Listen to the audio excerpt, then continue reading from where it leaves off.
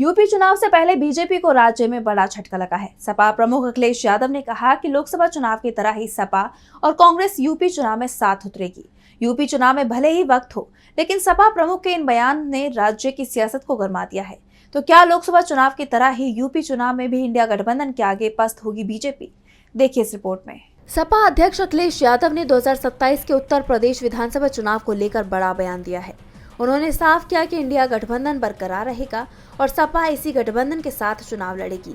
ये बयान न केवल गठबंधन की एकजुटता को दर्शाता है, बल्कि 2024 के लोकसभा चुनाव में सपा कांग्रेस गठबंधन की सफलता के बाद बीजेपी के लिए बड़ा झटका माना जा रहा है। इस दौरान अखिलेश ने कानपुर के सीएमओ तबादले को लेकर सरकार के अंदरूनी कलह पर तंज कसते हुए कहा कि डिप्टी सीएम और सीएम के बीच टकराव अब सभी के बीच दिखाई दे रहा है।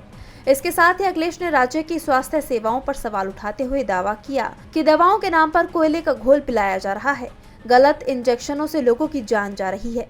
किसानों के मुद्दे पर भी अखिलेश ने सरकार को घेरते हुए कहा कि 20% गेहूं खरीद भी नहीं हुई और सीएम हवाई यात्रा से फसल देखने में व्यस्त हैं। सिपाही भर्ती में पीडीए यानी पिछड़ा दलित अल्पसंख्यक की हिस्सेदारी पर सवाल उठाते हुए उन्होंने बीजेपी पर सामाजिक न्याय में बाधा डालने का भी आरोप लगाया।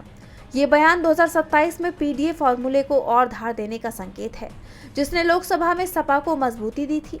लोकसभा चुनाव में सपा कांग्रेस गठबंधन की सफलता के बाद अखिलेश का ये बयान बीजेपी के लिए चुनौती है।